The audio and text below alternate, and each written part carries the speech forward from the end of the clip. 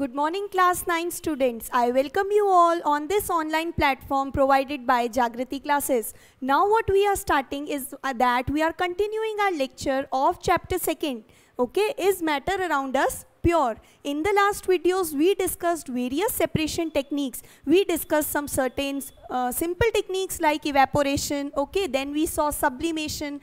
What did you meant by sublimation? Sublimation is a process when a solid directly converts into the gas without changing into liquid. It is a shortcut path which is occupied by the solid. जब एक solid directly gas में बदल जाता है बिना liquid में change हुए, that process was called sublimation.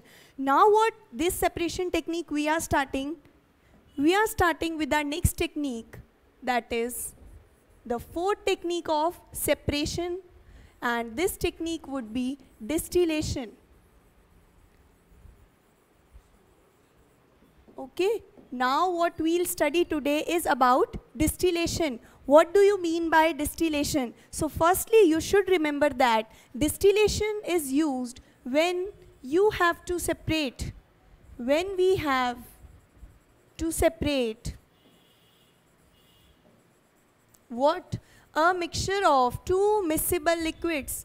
When you have to separate a mixture of two miscible liquids. What do you mean by the term miscible? Liquids, you all understand, we discussed liquid is a state of matter which we see or dealt with in chapter 1st of class 9. Now here miscible means ऐसे दो liquids which are completely soluble into one another. Those liquids which completely dissolve into one another. For example, if I take, let's suppose I take water here and I add acetone.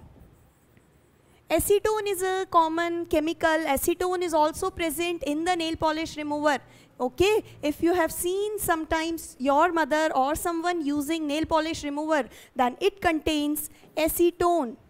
So if I mix water and acetone, what do you observe? Water is also transparent, acetone is also transparent. When I take a beaker, I mix water. Let's say in this beaker A, I only have what? H2O, that is water. In beaker B, what I mix is, I take acetone, I take a mixture of water and I put few drops of acetone into it. Or I take water and I mix 2 teaspoons of acetone. Then what would you observe? Can you differentiate which beaker has only water and which beaker contains acetone plus water? No, you will not be able to differentiate between the two beakers. अभी तो मैंने बताया है कि beaker B has a mixture of acetone and water and beaker A only has water. But if I do not tell you this and I give you two beakers, कि identify which one is the only water and which is a mixture, you will not be able to identify because these both the beakers will have a transparent color. So because the color of both beakers will be similar, that is transparent, we cannot differentiate or identify just by looking them. And if we are given a mixture, then how would we separate it? So the process involved for the separation of a mixture of two miscible liquids were water and acetone. So the process involved is called distillation. Okay. Now we'll study distillation in more detail. So I am drawing the distillation setup or the distillation apparatus. For the distillation apparatus, notice carefully what we have is, we have a beaker. In that beaker we have our mixture or our solution, that is, here we have a mixture of water and acetone. Here we have a mixture of water and acetone. Okay, then what I am doing is, I am providing it with the heat. Here I have, this is my Bunsen burner, or you may write only burner. This is our burner and the burner is providing heat. Then this is our beaker. You all know the container used in labs is known as beaker. Now with this beaker, a tube-like structure is connected. Okay, I have a tube-like structure here, and then here is our next collecting vessel or the collecting beaker. This slanting tube here, as you observe, this slanting tube is known as condenser. This tube is called condenser. This condenser has two water supply. Okay, from here we have a tube.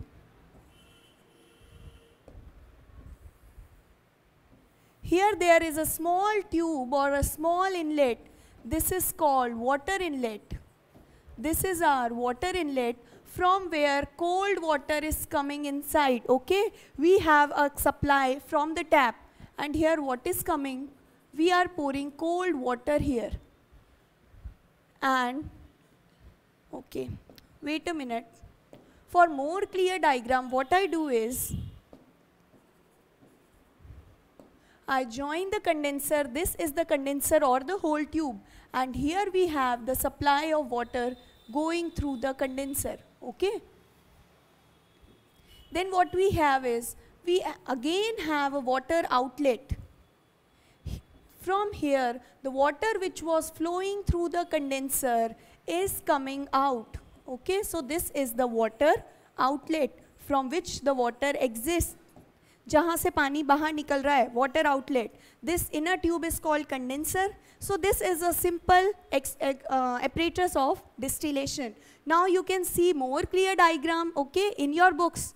So this, for the explanation purpose, I am drawing the diagram. You can see the more accurate diagram in your NCERT books. Now what we have here is, when you provide the heat, this is our mixture of water and acetone. As soon as you on your burner and provide heat, you know acetone has a low boiling point. The boiling point of acetone is very low. Acetone is highly volatile. It is very volatile. So we write highly volatile. What do you mean by the term volatile here? What is volatile? I have already discussed this term in certain examples in the previous lectures. Again repeating, giving you a quick recap, okay? Volatile means ऐसी चीज़ें जिनका boiling point बहुत कम होता है कि वो बहुत जल्दी vapors में convert हो जाते हैं. For example, for acetone, as soon as you pour acetone on your palm, what do you observe? You observe that the acetone occupies the heat or takes up the heat from your palm and vaporizes. So acetone does not require much heat, or it does not require to get boiled, okay? It has a very low boiling point. So we can say that the liquids having low boiling point are volatile. That is, they evaporate getting a much lesser temperature. So as soon as I take this mixture, what do you observe? Whenever I start the burner, acetone तो अपने आप evaporate हो जाता है generally, but here in this time when you start, you will observe the vapors of acetone. Okay, so this acetone vapors will form. Vapors of acetone I am depicting with a red marker or red color. So as soon as you heat up or you start to heat the mixture, what you observe that the acetone vaporizes, that is, the liquid acetone converts to vapors. Okay. The next point is, the water does not vaporize. Why? The boiling point of water is what? 100 degrees Celsius. 100 degrees is the boiling point of water. So here we have just started the burner, heat देनी शुरू की है. तो यहाँ से केवल what vaporize? Acetone. The water has not reached 100 degree temperature, so it will not vaporize. Only the acetone will vaporize. Now what we see, the vapors of acetone on moving to the condenser, this tube, when the vapors of the acetone enters the condenser, what we have around the condenser? Let's suppose I have a tube condenser, and then what we have the supply of cold water. Okay, हमें घर में किसी चीज़ को ठंडा करना होता है. In nowadays we use refrigerators, but when refrigerators were not present, what we were using? What the people used to make, how they used to keep their water colder or anything colder? What they used to do? They used to, let's suppose I have some food and I have to keep it at colder temperatures so that it does not get spoiled. So what I do is, I have this food containing vessel. Okay, so this vessel was kept in a vessel filled with water, and the water helped in maintaining the temperature of the food. So whenever a water is kept, if you want to cool down something really fast, what you do? You put that container in a large vessel containing water. Okay, so water absorbs all the heat of the container and the substance in the container gets cooled. So this was what the persons used to do. And now this purpose is solved by refrigerators. So here, when the vapors of acetone rises, these vapors on reaching the condenser, here the temperature is very hot. This tube is hot because hot vapors are coming from the mixture. Okay? Hot vapors are coming, so the tube is very hot. But on moving to the condenser, condenser has a supply of cold water. So what is observed, that as the temperature, as vapor enter to the condenser, the temperature of the vapors decrease. Vapor is in which state? Vapors are in gaseous state.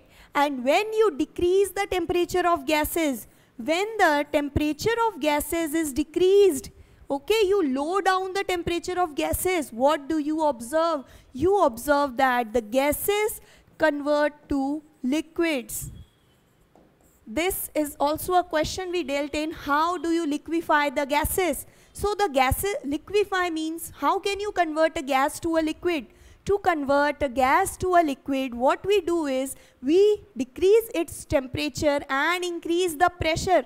When you in gases, the molecules are very far away. When you increase the pressure, the molecules come closer. And what happens when you decrease the temperature and increase the pressure, the gases converts into liquids. So this is easily we can do here, and what it is observed in the condenser. क्योंकि condenser के surrounding में we have this cold water coming, this decreases the temperature of the condenser, and these gaseous vapors on moving to the condenser, when they see a decrease in temperature, they convert into liquid. So the vapors here will convert to liquid. So in condenser, what do I have? I have liquid state or liquid molecules of acetone. होंगे किसके? Acetone के, जिसके vapours बने हैं उसी के तो liquid state होगी. Liquid state of acetone molecule is what I have in condenser, and then this liquid acetone molecule, this would be collected in our beaker. This would come through the condenser and would be collected in our collecting beakers. Okay, now we are left with water here. Now what we observe, सारा acetone यहाँ से vaporize होके gets converted to the liquid state of acetone and is collected in a separate beaker. So we have separated our mixture containing two miscible liquids. How did we do that? By using distillation. So if you can explain in your exams, if the question comes, please explain distillation process. For the definition, you would have distillation is a simple process in which we heat up the mixture of two miscible liquids, and in turn the two miscible liquids get separated. This is called distillation. And if a long question is asked, generally distillation पर long question पूछा जाता है. Long question आने पर first you'll write the definition. What do you understand by distillation?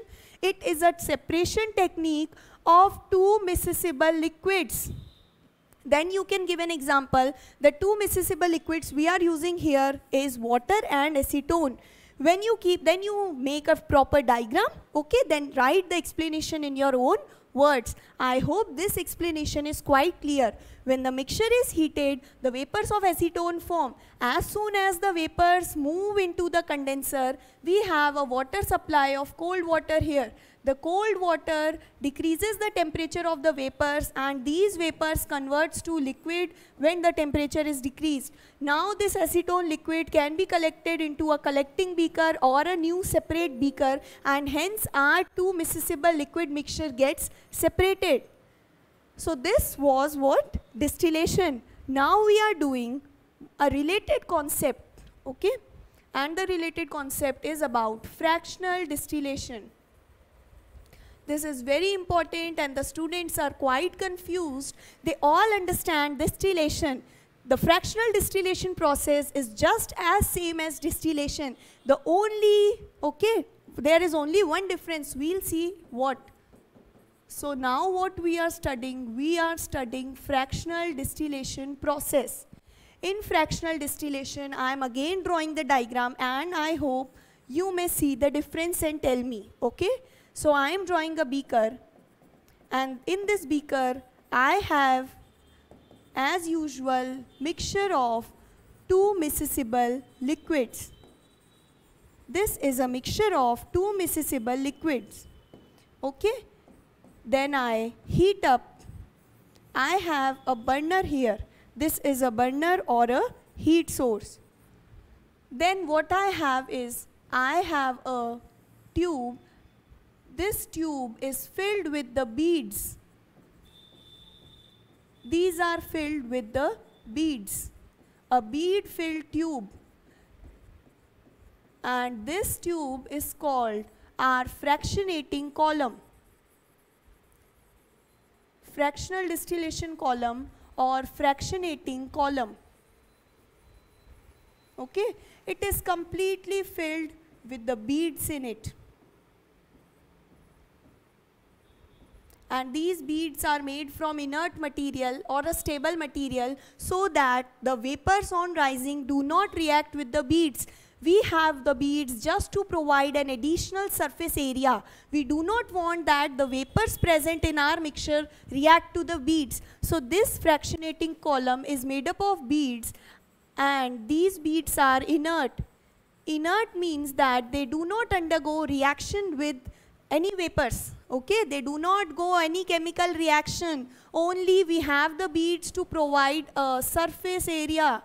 The function of beads or fractionating column is to provide additional or extra surface area. Okay, now what do we have next? Then we have same, that is, we have our condenser, and here is our another beaker, that is our collecting beaker. So if you have understood distillation, the process which we discussed previously, then you would know about what? Fractional distillation. इस apparatus में देख के पता पड़ रहा है what is the difference? This is what? This is our condenser. Why it is called condenser? Because here the vapors undergo condensation. Vapors undergo condensation. How? Because the temperature of condenser is low. So to make the temperature of the condenser low, we have our water supply. That is, we have cold water coming in and the hot water going out. So this is the water outlet. And here we have what? We have a water inlet. Water inlet and water outlet, जहाँ से हम cold water अंदर आ रहा है, and इस side से ये जो कोल्ड वाटर है, when the vapors come from these, pass through the condenser, they release their heat, they convert into gases, and the function of cold water is that it absorbs the heat coming from the vapors. So this cold water here, we have our cold water here, and this cold water in turn, when it absorbs the heat, it converts into a warm or a hot water. So we are pouring cold water inside our condenser or on the surface of the condenser, and after absorbing the heat, these water molecules are not cold, now they become warm. So we collect the warm water, again drain out from the apparatus. So I hope you have got the difference कि इसमें और distillation के apparatus में क्या difference है? Correct. The difference is this fractionating column, which we didn't included in the apparatus of distillation, but we have made this fractionating column here, and so the process is in turn called a fractional distillation process. So you know here what we take when we use distillation and when we use fractional distillation, there are two concepts. So the simple distillation is used to separate two miscible liquids. Okay, we have seen it is used to separate two miscible liquids. But what is the role of fractional distillation? We separate fractional distillation of the same, that is two miscible liquids. Then what is the difference, you may ask? If both the processes are same, then why would we would take this fractional distillation, which is quite complex? Why? Because fractional distillation has an advantage. in distillation we can't separate two liquids which are having nearly same boiling point, okay? But by using fractional distillation you can separate two miscible liquids. Only one condition is required for fractional distillation, and you may mark it very important. This is the star point of the lecture, that is for separating two liquids. These both are used for separation of two miscible liquids. Here the boiling point of the two liquids should be very different. But here the important condition for this is what? The boiling point or the boiling point difference of two liquids should be more than, it should be more than what? 25 Kelvin. This is the important requirement of fractional distillation. The boiling point difference between two liquids should be more than, it should be more than what? 25 Kelvin. The two liquids should have different temperatures and the difference should be more than 25 kelvins. Then only you can use the process of fractional distillation, or else you cannot use any of the process, distillation or fractional distillation. I hope you understood this concept. So I am again repeating because it is quite important that for using fractional distillation process, the boiling point difference, okay, the boiling point of both the liquids, if you take, then their liquids should be more than 25 Kelvin, okay. Now for example, for fractional distillation, we are taking a mixture of two miscible liquids, and these miscible liquids are what? It is a mixture of ethanol and water. Okay, I made a mistake here that this should not be more than, it should be less than. Okay, the temperature difference should be less than 25 Kelvin. Then only we are using fractional distillation. So here we are taking water and ethanol. The boiling point of ethanol is 78 degrees Celsius and the boiling point of water, you all know, it is 100 degrees Celsius. So you can convert it into Kelvin and you will see that the temperature difference is less than 25 Kelvin. Let's do this also.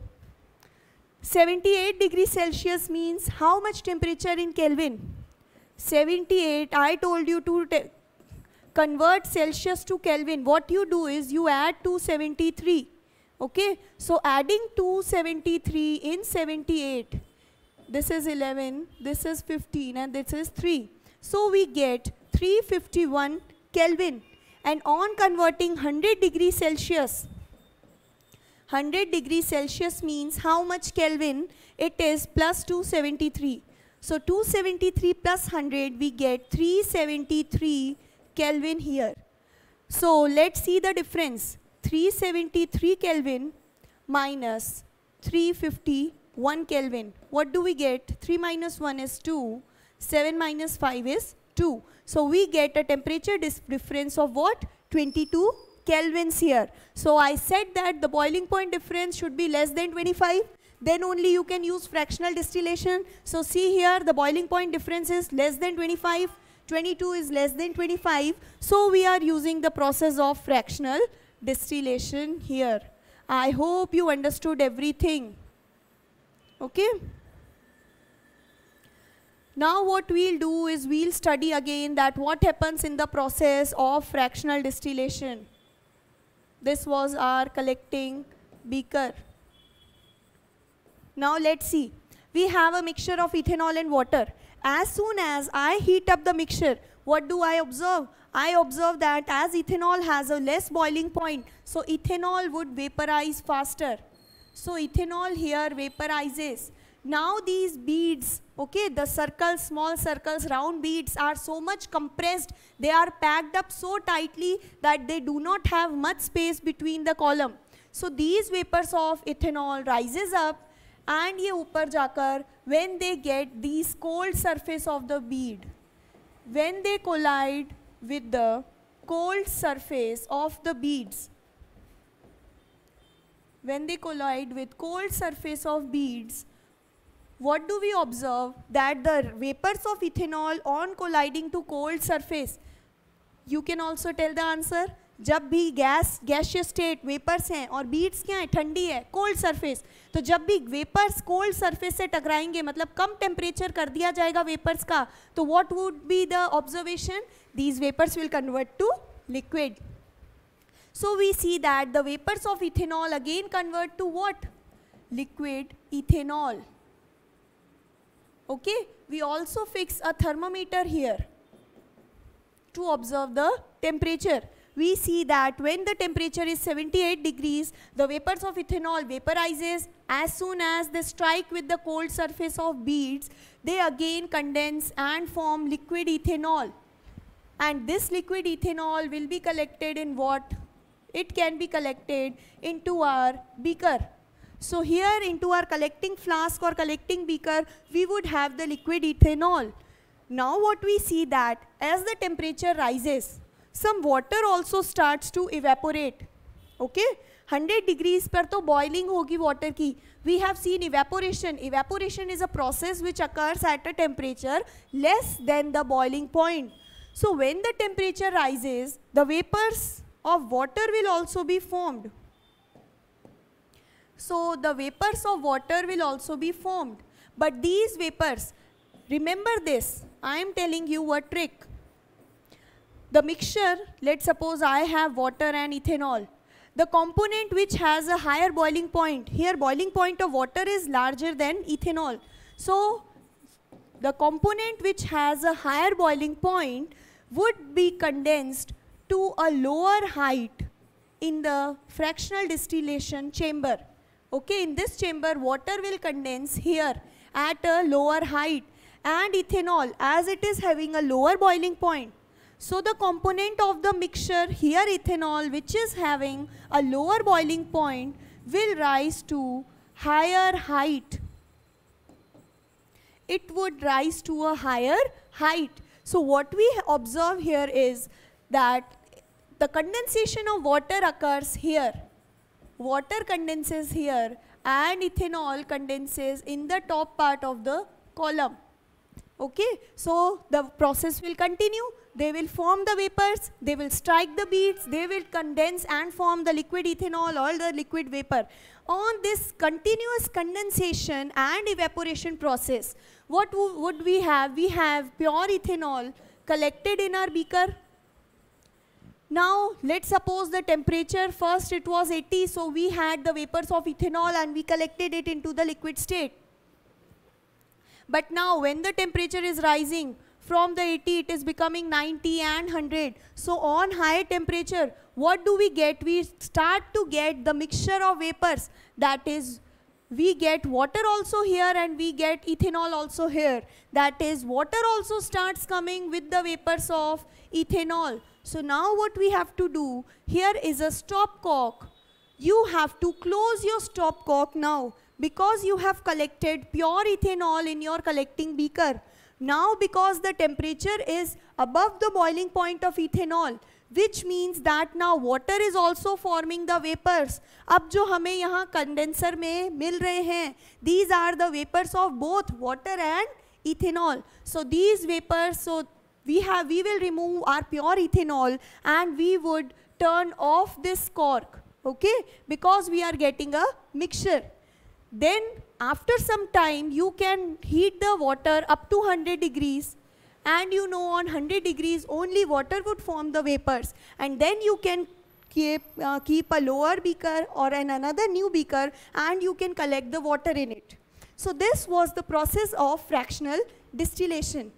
I hope you got the process. What do you mean by fractional distillation? The only change is that you have a fractionating column here. Okay, so this was the process of fractional distillation and distillation. Now what we are discussing is, we are discussing our next process, that is chromatography.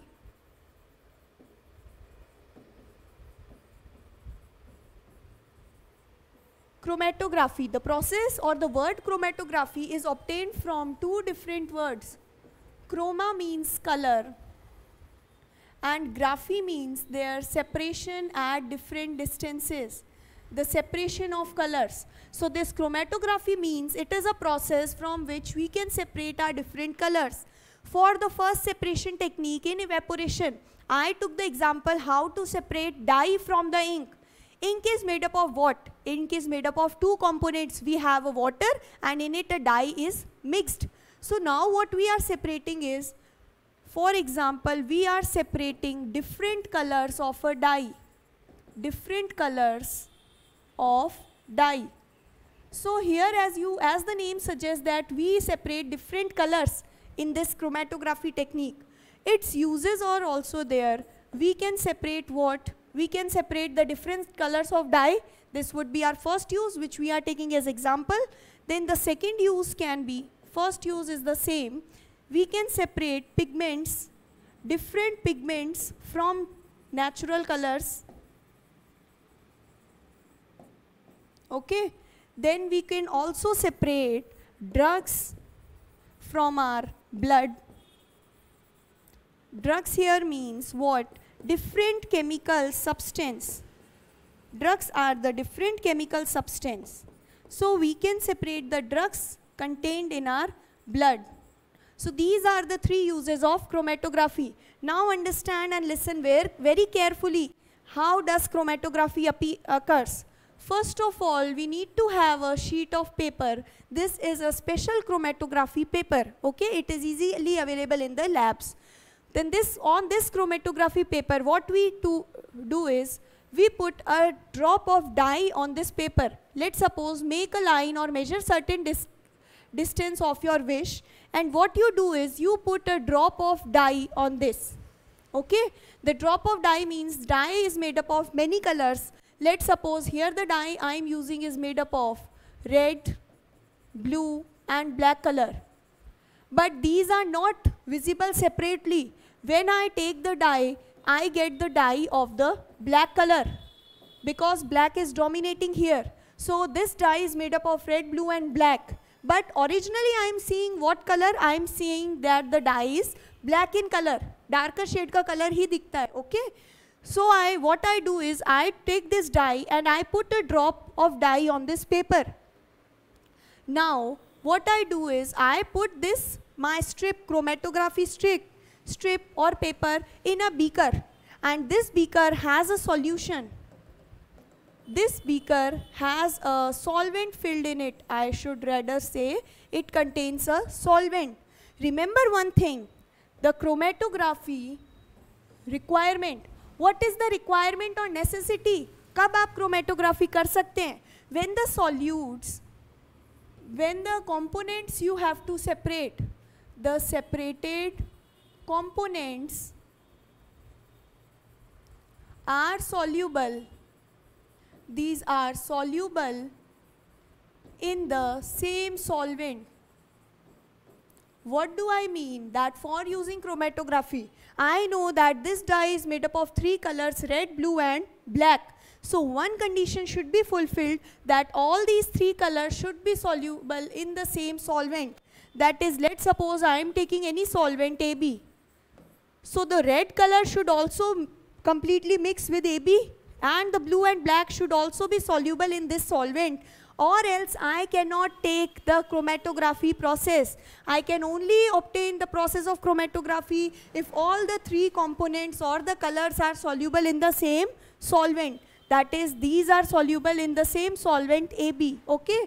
कभी कभार हम देखते हैं ऐसा नहीं होता. Then what we do is, for the separation, you take a mixture of solvent.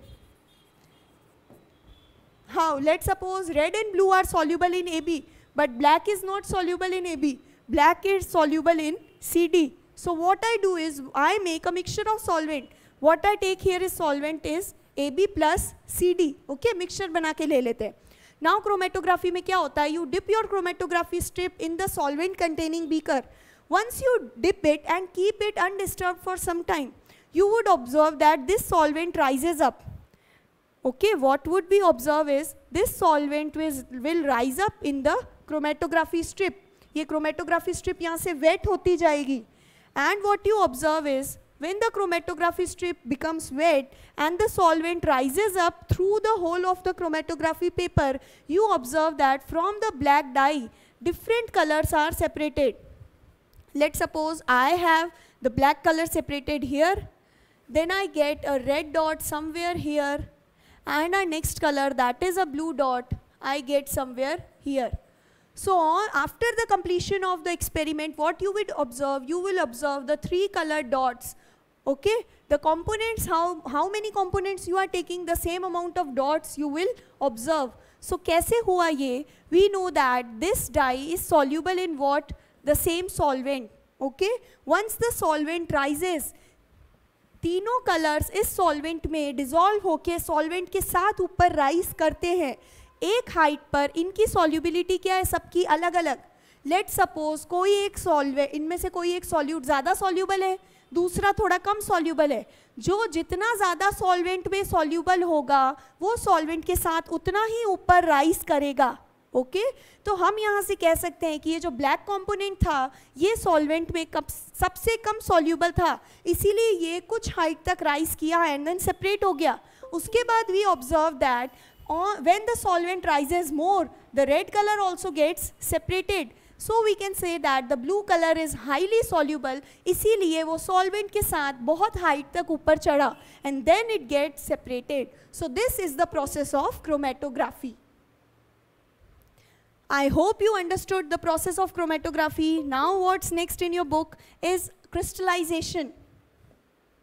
The next process in your book is crystallization. The definition of crystallization, if we see, crystallization means what? Crystallization process is used when you have to obtain crystallization is a process to obtain pure solid in the form of crystals.